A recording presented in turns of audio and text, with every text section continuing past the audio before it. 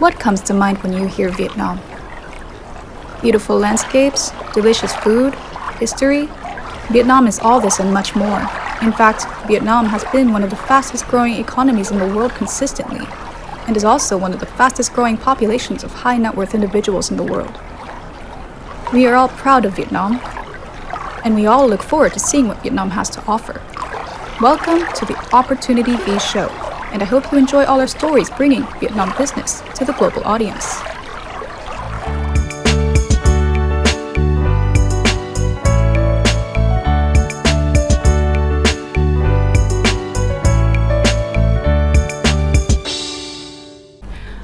Hello everyone, thank you for joining us at Opportunity V, where today we will share about the Vietnamese economy with you. Actually, the Vietnamese economy is a special story. It's one of the fastest growing economies in the world.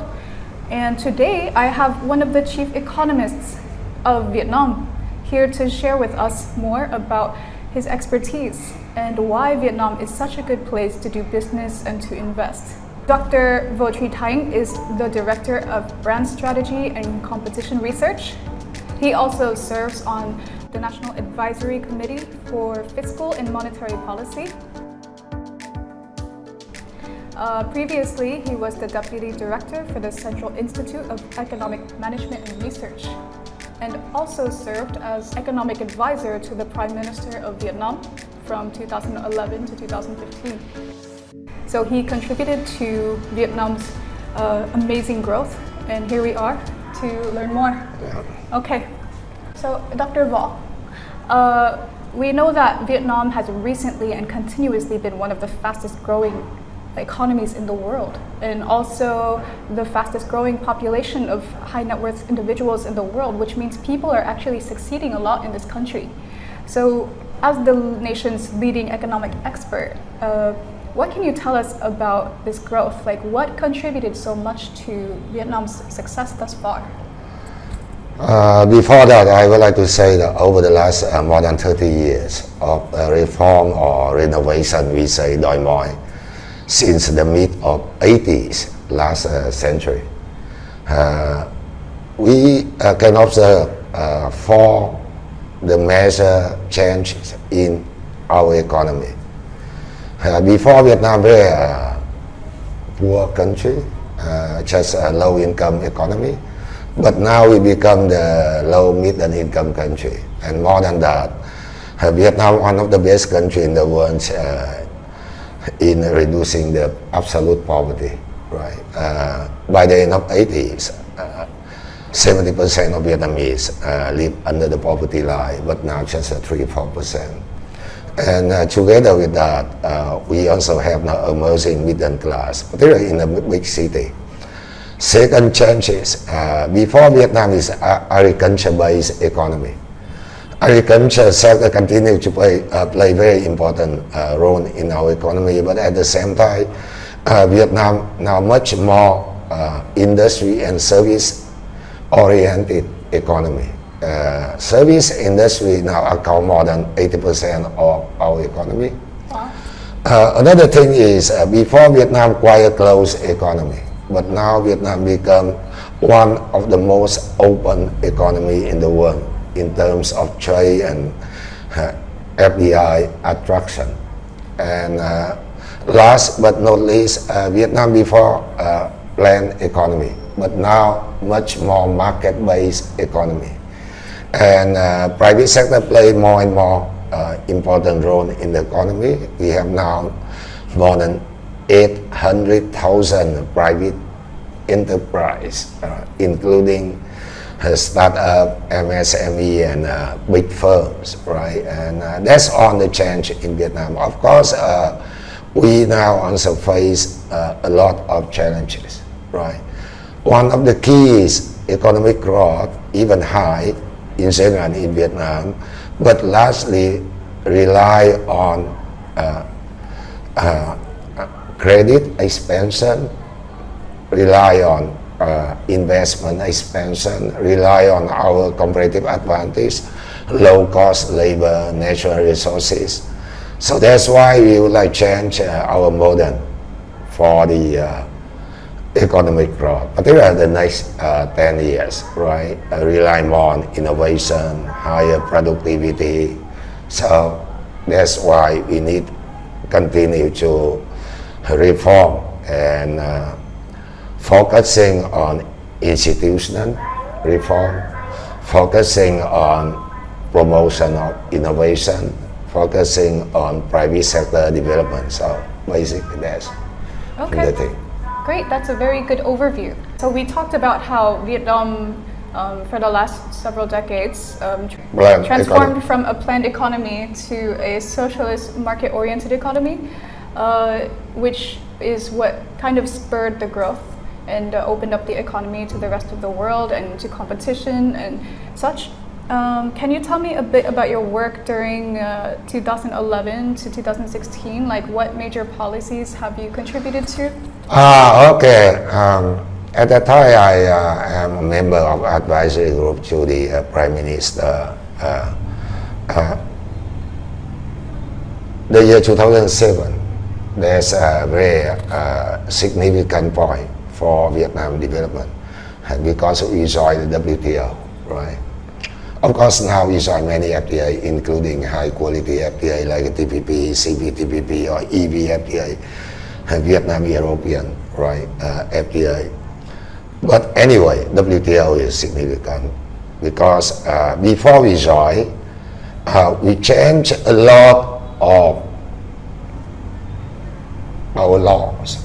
So we make the legal framework to be more consistent with the integration commitment with the market economy. But problem is that after we joined the WTO, we did a mistake, particularly in the macroeconomic management, right? Inflation become higher. We have a trouble with balance payments, right? Huge current account deficit, huge trade deficit, right?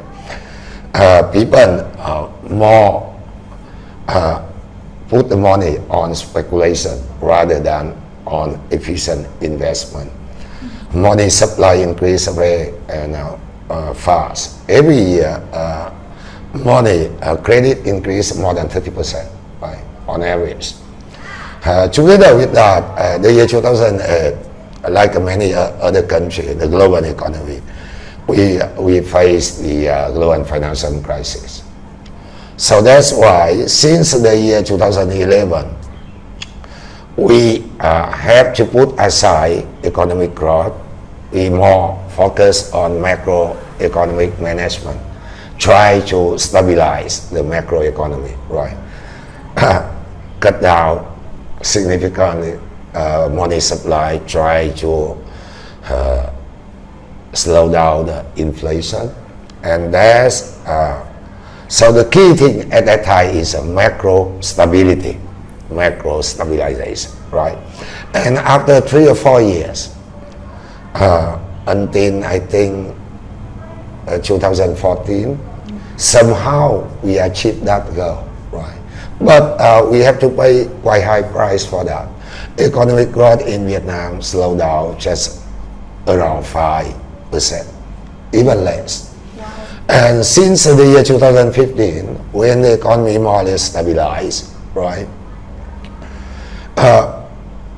we start to recover economic growth. And since then, 2015, economic growth in Vietnam quite acceptable, right? 6.5, and even nearly 7%, right? Before the we again had the problem with the COVID-19. Right. So that's so that at the time I remember our group just work very closely with the Prime Minister, closely with the own ministry to that one. So, and somehow we achieved that successful in stabilizing the macroeconomy. So what would you say are the 3 main factors in the successful Vietnamese economic growth in recent years before COVID? I know that the population is very young. Yeah. The low labor cost has resulted in a lot of foreign direct Even higher, but investment. quite, yeah, Okay. quite competitive still. So what would you say are the main components of the Vietnamese economy? Where does most of the GDP come from? You can look at economic growth or GDP in Vietnam from supply side or demand side, right? From supply side, as I already mentioned, agriculture sector, contribution of that sector continue to be declining. Right now, I remember agriculture before in the early of 90s, last century, contribute nearly 45% of GDP, but now less than 15%, right? Wow. So together the mining, utility, industry and services more than 85%. Wow. But the key is agriculture in terms of value added, that's GDP, growth. Of course, manufacturing, that's the key. But there are export-oriented industry like textile garment, footwear, furniture, and electronic. Yes, Mobile phone, Samsung. And together with some services sector now have a great contribution to the GDP growth, like tourism, right? And some other sector like the financial sector, telecommunication, also very fast growing, right? If you look at the demand side, of course, economy like Vietnam still in the process of transition, developing one, emerging one. So investment expansion also play very key role, right? Right. And here I have to say the most important is the private sector, more than 40% of investment, 45%, and more than 30% that public investment. Okay. And FDI, more than 20%. So FDI also more and more become driving force for investment in Vietnam. And if you look at another one, consumption, I have to say even during the difficult time, Vietnamese consumer quite optimistic about the economy. So, retail, distribution sector, have very high economic growth thanks to the people consumption. And last but not least, very important, there's export, where economic growth in Vietnam very much driven by export. Even, particularly manufacturing, even the value added created by manufacturing in Vietnam not too high, not too high. So that's a problem for how we can attract not just the more money coming to Vietnam, more investment coming to Vietnam, but also the more quality FDI. Okay. That's the way we like to change now. So consumption, export, investment, three components very important. Okay. What do you think is attracting all of the FDI here? Before the Brexit, I was in London. I have to talk with Carlton Club, a quite famous club in UK. We have the working breakfast. They asked me only one question: Why is Vietnam? Why we need to be interested in Vietnam? Among more than 200 countries in the world, territory in the world. And at that time, quite different from other people when they talk about Vietnam. Even I agree with that. Vietnam is a dynamic region, Asia Pacific, ASEAN group. We have a young population, 65% of Vietnamese under 35 years old, right? Labor costs quite, even now higher, but quite competitive, And we have the stability, political, macroeconomic stability now, right? Vietnam continue to reform, to restructure our economy, and no one can stop that process, right? No one, I have to say that. But at that time, I saw 3 points why is Vietnam? Why we need to put money here? Why you can do business here in a good way? And number one, Vietnam is a transitional economy, Vietnam developing country. What does it mean? That means maybe Vietnam maybe not promising land, but there's a lot of opportunities, right? Change every day. You can observe that one. That's your opportunities. The second thing, that's one. We have many weaknesses, right? So that's your advantage, right? We need to develop infrastructure. Our institution is not so good still, right? Human resources, right? Still very big gap between Vietnamese labor force with other, not say in the global context, but with other ASEAN countries. So you can investment here. You can teach in bracket. Right. How Vietnam continue to have institutional reform. You can invest a lot in education sector, right? You can join the project to develop infrastructure in Vietnam. Many foreign investor now, they put money in the new energy sector, right? That one. And last but not least, why is Vietnam? There's Vietnam really a hub for doing business. We have a very open economy. We have 100 million population, young, with the emerging middle class, right? Quite attractive market. But that's not all. You can sit down in Europe and doing business in Vietnam. You can sit down here doing business in Vietnam, investment. You have investment here, but you can make money with the global economy, with the world. Because right now Vietnam have 17 FTAs, free trade arrangement, with nearly all the major market and major investor in the world. And that's not all. Most countries in the FTA with Vietnam, they are comprehensive or strategic partners with Vietnam. We have strategic, comprehensive partnership with them, right? US, Canada, many European countries like Germany, France, UK, Italy, and many countries in ASEAN and East Asia like China, Korea, Japan. So that's why Vietnam can be seen as a hub for investment and business. So that's a three measure, the key thing, right? For Vietnam to be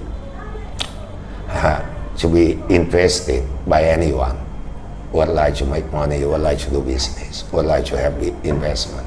Okay.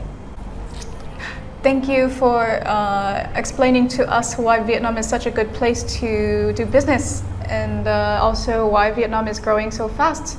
Unfortunately now the whole world is going through a bit of trouble, economic slowdown because of COVID, but it seems like Vietnam is especially resilient at this time. Maybe also slowing down, but still more resilient than other economies. So can you describe more what Vietnam is doing to deal with this situation? Yeah, if you look at the figure of economic growth this year, right? For the first 6 months, we have economic growth of about 1.8%. That's the lowest one during the last 35 years since Doi Moi in Vietnam. And the same for the whole year. Many projections say we can have 2 or 3% economic growth this year, right? The lowest one, but anyway, there's a quite good in the global context, right? This year, recession and many countries, many economy, slow down significantly. They have negative economic growth, right? So why Vietnam can achieve that one? I think three things. One is in broad context, COVID-19 has a very serious negative impact on global economy. Vietnam is not exclusive, right? Very, very serious one. But Vietnam economy have three features, a little bit different from the other country, particularly developed country. Number one, services sector account only 43% of the GDP. Service sector, affected most, suffer most from the COVID-19, right? Other country they have 60, and developed country they have 70, 80% of GDP, that's service sector, right? The second, we have agriculture sector. Each family, they can have a garden, so they can survive, rely on that garden in the countryside, so, they can survive. The last, but not least, as I already mentioned, we have now emerging middle class. And middle class in Vietnam, and nearly each family in Vietnam, except the poor one, they have saving, right? So during the difficult time, they can, survive relying on that savings.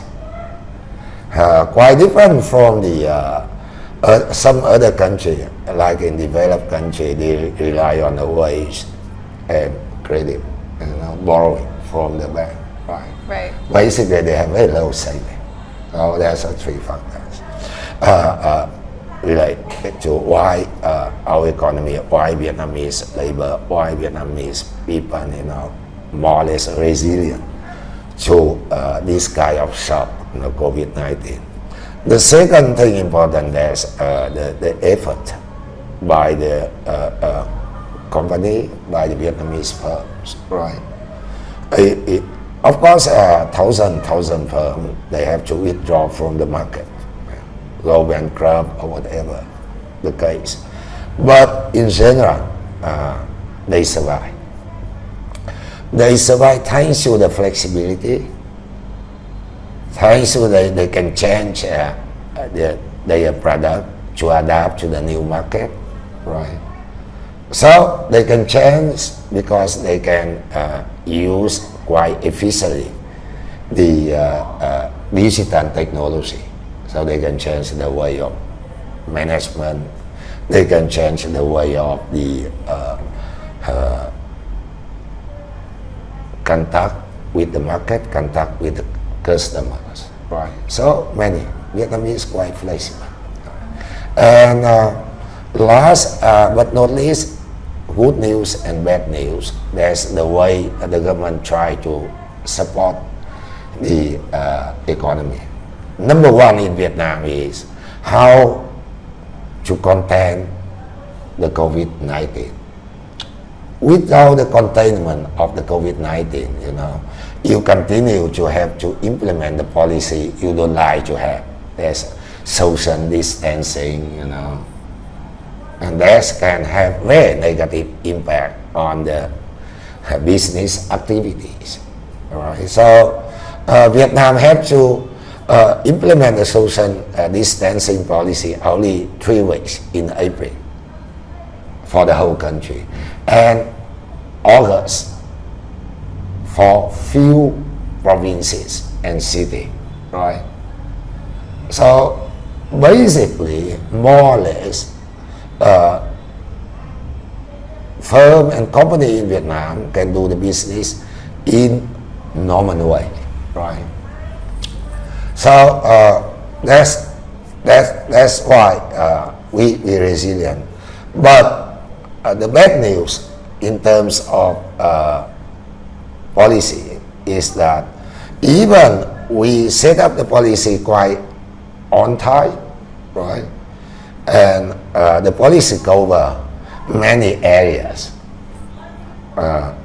in the economy, but the implementation not so decisively, quite slow. So if we can have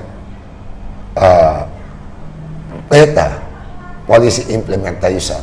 So I think Vietnamese economy can grow this year maybe more than 3%, not just 2 or 3%. Okay.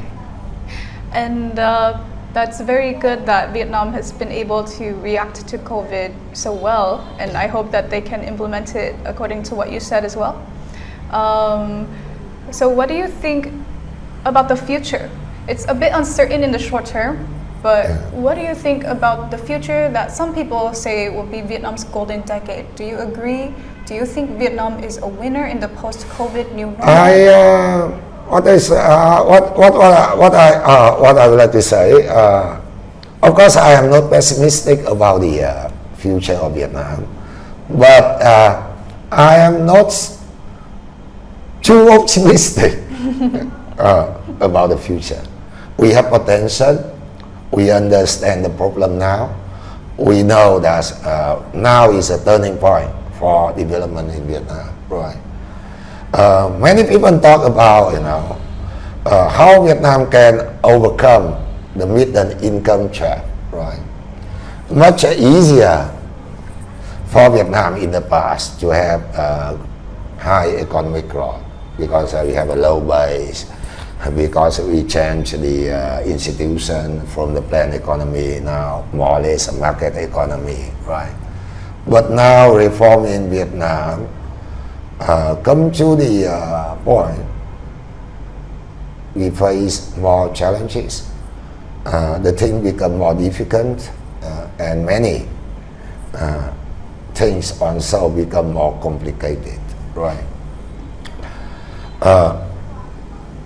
First, we have to understand the trend, we say mega trend, what happened in the world, right? Geopolitics, right? Technology,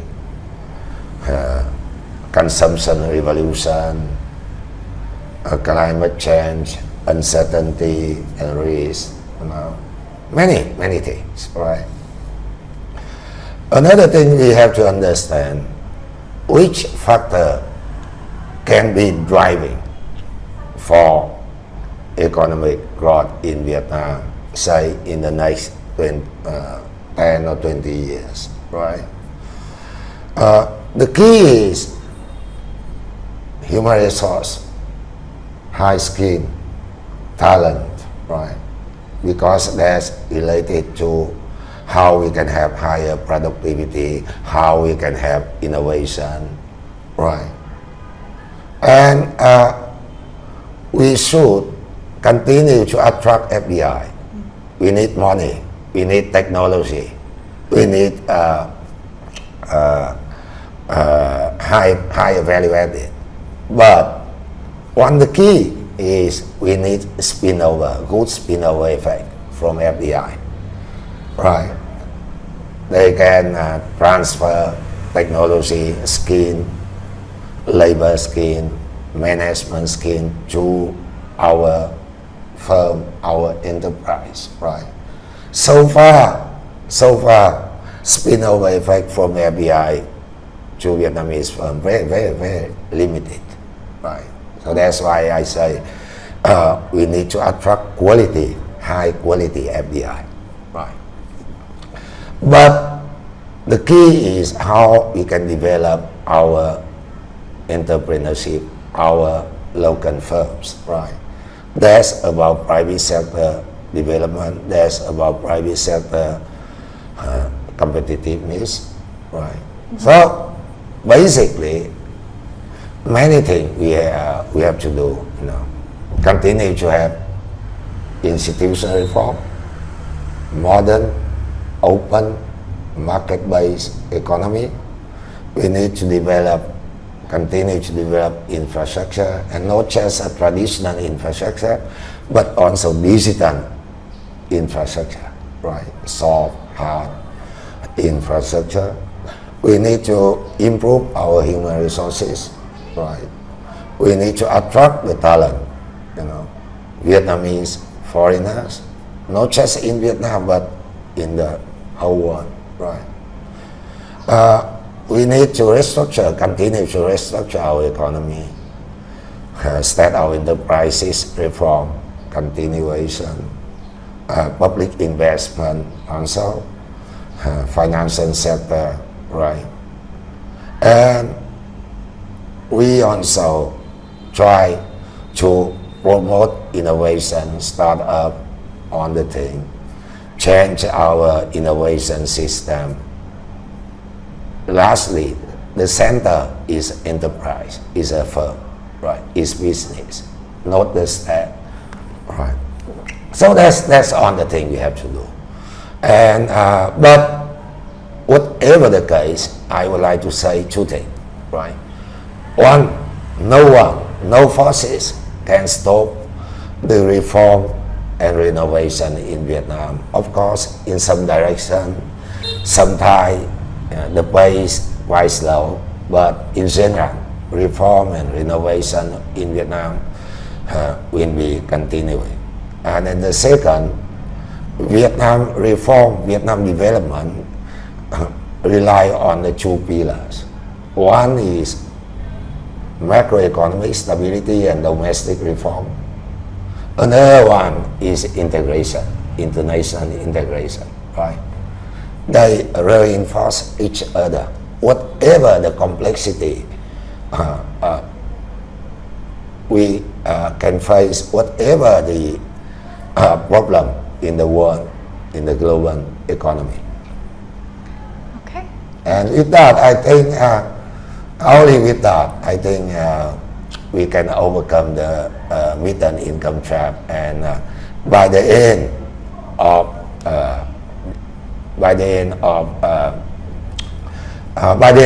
2020s, we become the high middle income country. And when we celebrate 100 years of the Vietnam, independence, 2045,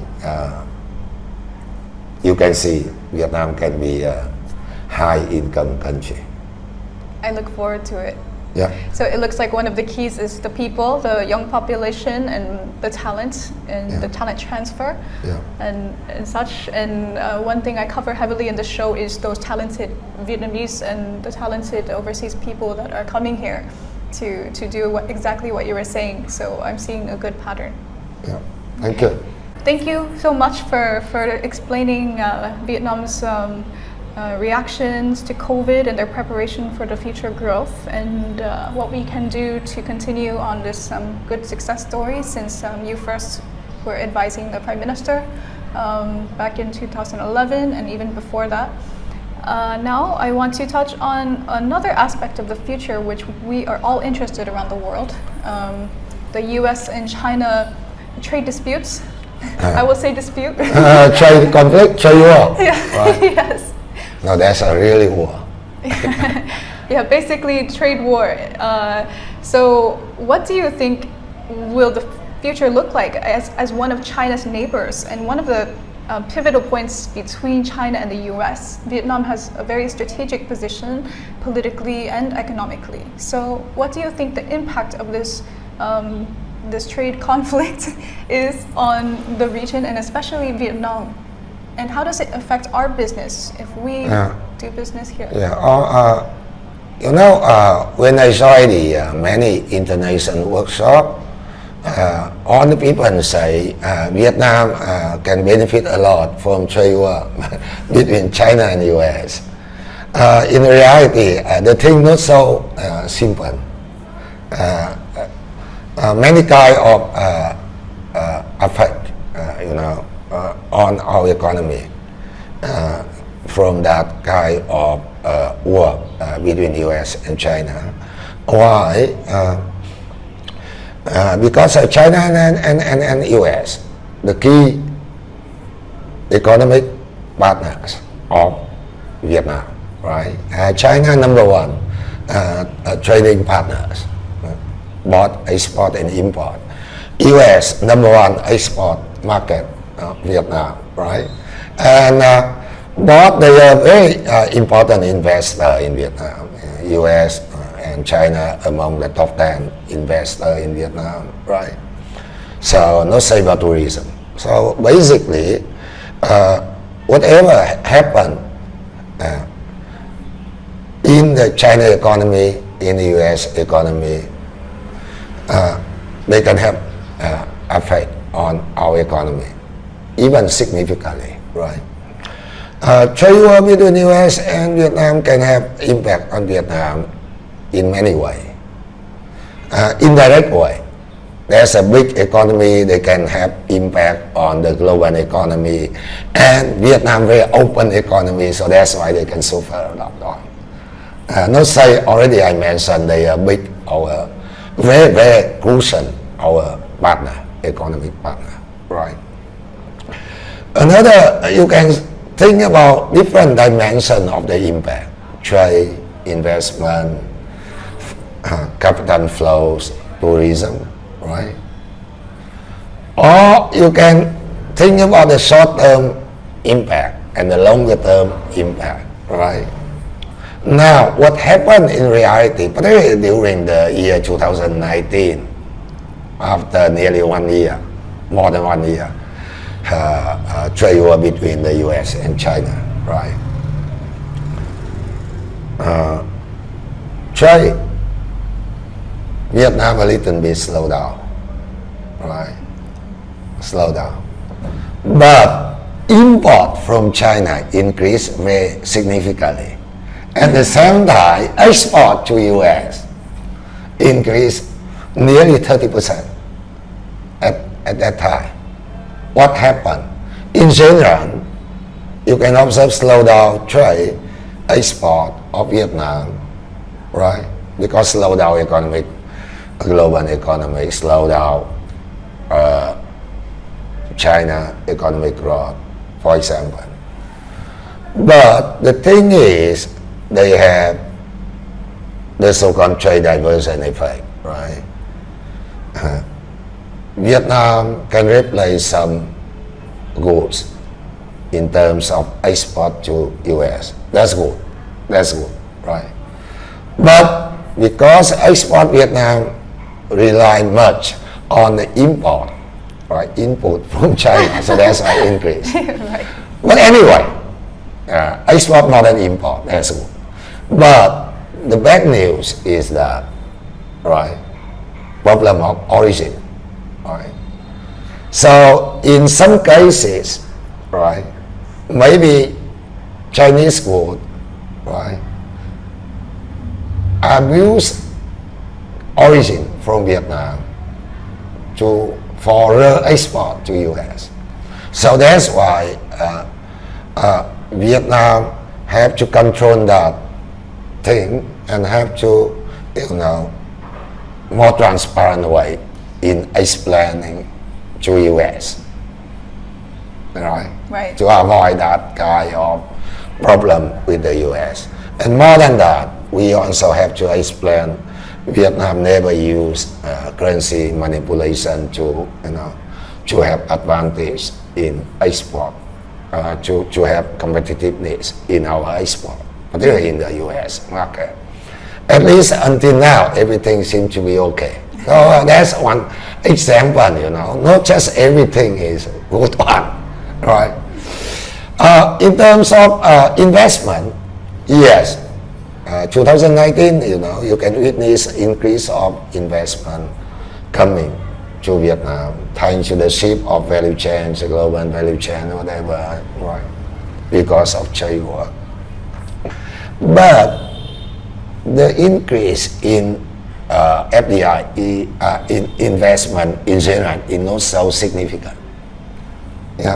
Just 7-8% increase. Oh. And more than that, most investment increase come from, right, together with some ASEAN country and Japan and Korea come from Hong Kong. Hong Kong. And China. Okay. And Right. China. Okay. Right? Interesting. And together with Greenfield FDI also the MA, more MA. Okay. Right. So, as I already mentioned, we would like to have, continue to attract FDI, but we would like to have more higher quality FDI. So in some cases, that's not about, right? In some cases. So That's why I have to say, I already said, the thing is more complicated now. Now look at the future, right? Of course, like many ASEAN countries, Vietnam would like to see the region stability, right? Peaceful, the whole thing. And there's a very precondition for development, right? Without stability, without the peace, everything can become very not good one, right? At the same time, as already mentioned, U.S. and China both our key partners, right? So, and Vietnam continue to support the trade, investment, openness, right? Rule-based, open trade and investments, right? So, and Vietnam very open economy. So that's why to be resilient, to be benefited from what happened in the world, right? So we would like to see the process of international integration, Asia-Pacific integration, globalization continue, right? And the second thing, of course, we also have to prepare to any kind of shock, any kind of uncertainties, any kind of risk, right? With three the key thing we need to do. One is macro stability. Another one is rely not just on integration but also on our domestic market, right? Big enough. And last but not least, there's keeping the way we would like to play the game so far, FTAs, but together with cooperation. Sometimes I say that's the way of integration in Vietnam, rule-based, like FTAs, right? But at the same time, we also have the heart together with cooperation. That's Vietnam try to do to get the benefit for our development and for our contribution to the world, to the global development. Okay, thank you very much. I've seen that Vietnam is a good place to watch, to keep our eye on. I see that Vietnam has very good potential in the future, especially after this time, but also has some challenges that we will hopefully overcome. Not just some, many challenges. Many challenges, yeah. Yes. And with every opportunity, with every room for growth, I think there's a lot of opportunity. But Vietnamese, and we have a saying, in dancer we have opportunities. Right? Good, exactly. And that's the meaning of our show too, is to show the world what the situation in Vietnam is like, the real situation. So thank you so much for your wealth of knowledge. It was an honor to have you as one of the leading economists in the country to come here and share with us today. Yeah. So nice to meet you, Dr. Vo. Thank you very much. And thank you so much. I hope everyone enjoyed our show, and I hope you enjoyed what he had to say. And I hope you think about Vietnam more in the future and now.